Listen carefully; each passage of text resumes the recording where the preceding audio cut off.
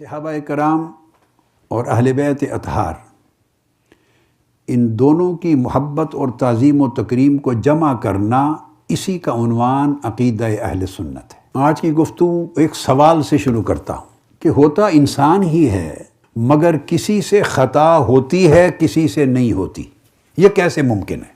قرآن مجید کی سورہ فاتحہ سے بات کی ابتدا کر لیتے ہیں۔ انسانی طبقات میں اچھے لوگ تین قسموں کے ہوتے ہیں۔ ایک طبقہ ان لوگوں کا ہوتا ہے جو حق اور ہدایت کے طلب کرنے والے، مانگنے والے ہوتے ہیں۔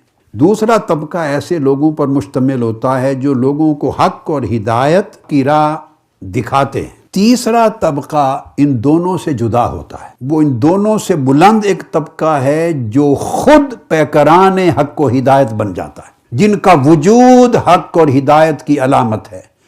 ان کی شان یہ، ان کے ساتھ تعلق تعلیم و تعلم کا نہیں، تعلق متابعت ہے۔ سیدہ کائنات اور سیدنا صدیق اکبر اس طبقے سے تعلق رکھتے ہیں۔ اللہ رب العزت نے فرمایا کہ تین طبقات ہوتے ہیں جو اللہ کی کتاب اور اللہ کے علم کے وارث ہوتے ہیں۔ ایک طبقہ کون ہے؟ ظالم لنفسہ، جو اپنی جان پہ ظلم کرنے کا امکان ہوتا ہے۔ دوسرا طبقہ مقتصد، جن میں دونوں گوشے برابر ہو جاتے ہیں۔ اور ایک تیسرا طبقہ ہے سابق بالخیرات، وہ درمیان کی حیثیت سے اوپر نکل جاتے ہیں اور وہ سبقت لے جاتے ہیں نیکی میں، حق و ثواب میں، اور وہ پیکران ہدایت بن جاتے ہیں۔ جامع ترمذی کی حدیث ہے اور مولا علی المرتضیٰ کرم اللہ وجہہ الکریم خود راوی ہیں۔ آقا علیہ السلام نے فرمایا رحم اللہ علی، اللہ علی پر رحمت فرمائے، اور دعا کی اے اللہ علی جدھر جائے حق کو اس کے ساتھ ساتھ پھیرتا جا۔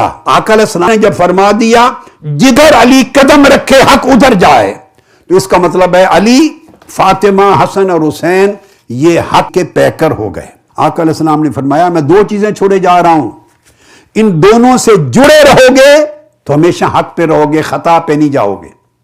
اب جن سے جڑنا تمہیں خطا سے بچا دے، وہ خود خطا پہ کیسے گامزن ہو سکتے ہیں؟ آقا علیہ السلام نے سنیں وہ حق کا الحاق عطا کیا، سیدہ کائنات اور آپ کے گھرانے کو حق کے ساتھ جوڑ دیا، اور اتنا جوڑا کہ سیدہ کائنات کو اور ان کے شہزادوں کو عین حق بنا دیا، عین حق۔ اب اللہ اور اللہ کا رسول انہیں عین حق کہیں اور ہم ان میں خطا کا امکان ڈھونڈیں، تو یہ کون سا عقیدہ ہے؟ جیسے ان کی شان ان جہتوں سے بیان کی، اسی طرح کی شان قرآن مجید نے سیدنا صدیق اکبر رضی اللہ تعالیٰ عنہ کی بیان کی۔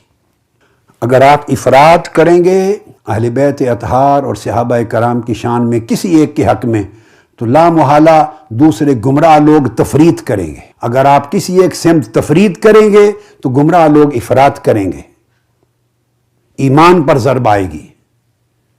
اعتقاد اعتدال کا نام ہے۔ سیدنا صدیق اکبر رضی اللہ تعالیٰ عنہ کہ وہ کس طرح حق کا پیکر، حق کا نمونہ اور حق کا پیمانہ ہے، وہ بھی حق کا پیمانہ ہے۔ اس لیے کبھی بھول کر خیال نہ لائیں، کسی ایک سمت بھی خطا کو منسوب نہ کریں، یہ سب پیمانہ آئے حق ہیں۔ اب قرآن مجید سورہ توبہ سیدنا صدیق اکبر رضی اللہ تعالیٰ عنہ کی شان میں فرمایا اعوذ باللہ من الشیطان الرجیم الا تنصروہ فقد نصرہ اللہ۔ لوگو اگر تم نے میرے محبوب محمد صلی اللہ تعالیٰ علیہ وسلم کی مدد نہ بھی کی، کوئی بات نہیں، میں ان کی مدد کے لیے کافی ہوں۔ پہلے بھی میں نے ان کی مدد کی تھی۔ کب؟ اذ اخرجہ الذین کفروا، جب میرے محبوب کو کفار مکہ نے اپنے وطن سے نکال دیا تھا۔ پھر فرمایا ثانی اثنین اذ ہما فی الغار، جب وہ دو میں سے دوسرا آتا ہے، جب دونوں غار میں تھے۔ اب ذرا بیان اللہ رب العزت کے کلام کا دیکھتے آئیے۔ اذ یقول لصاحبہ، جب وہ محبوب، میرے محبوب رسول اپنے صحابی سے کہہ رہے تھے لا تحزن ان اللہ معنا، گھبرا نہیں، اللہ ہمارے ساتھ ہے۔ فانزل اللہ سکینتہ علیہ، سو اللہ نے اپنا سکون اور تسکین ان پر نازل فرما دی۔ اس آیت نے سیدنا صدیق اکبر کی صحابیت پر قرآن مجید کی نص سے قطعی وارد کر دی۔